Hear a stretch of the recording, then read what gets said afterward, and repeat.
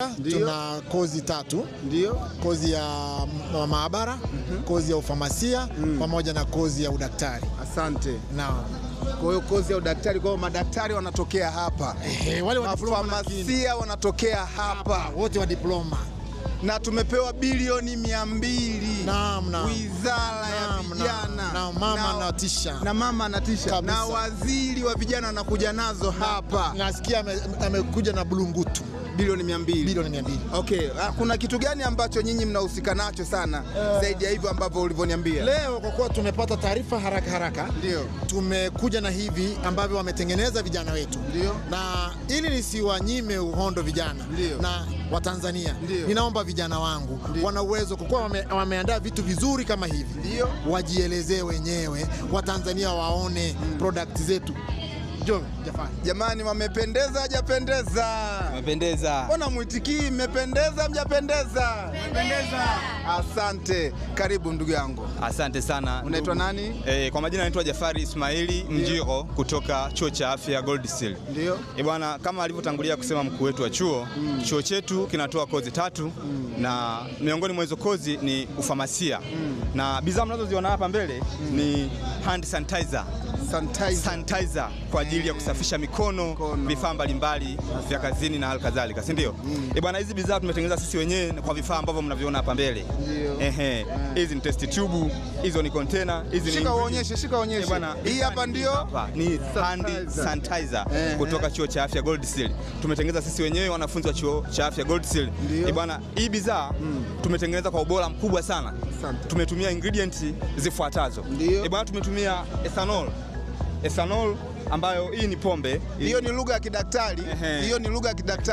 Inaitwa ethanol. Asante. Tumetumia ethanol, tukatumia sodium hydroxide, tumetumia lemon kama bwana, hii ni kama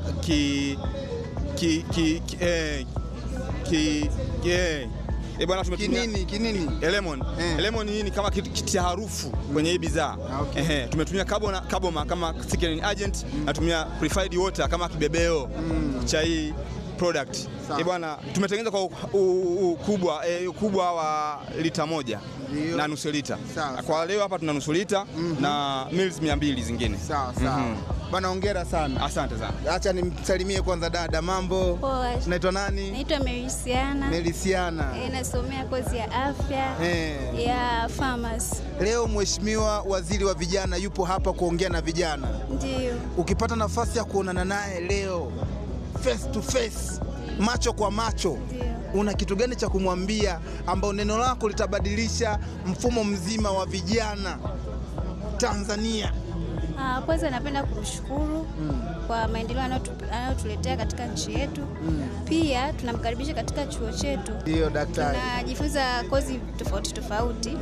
Pia tuna uwezo wa kutengeneza product tofauti. Haya, asante. Nimemuuliza hapa swali chap. Leo Mheshimiwa Waziri, nyenyuka. Wewe unaweza kabisa, nyenyuka bwana. Njoo huko. Leo ukipata nafasi ya kuonana naye face to face, macho to macho, una kitu gani cha kumwambia ambacho kinaweza kubadilisha mfumo mzima wa vijana? Kwanza nitapenda kumshukuru na pia ningependa kumwomba kwa fursa hii ambayo tumeipata, vijana wote wapate kutambua kwamba ajira ni sisi wenyewe tunajitafutia. Hata kama tuko mavyuoni tunatakiwa tujiajiri. Kwa ningependa kumshukuru kwa fursa hizi ambazo anatuletea, ili tupate mwangaza, tupate njia ya kujua jinsi gani tunaweza kujikwamua katika maisha yetu.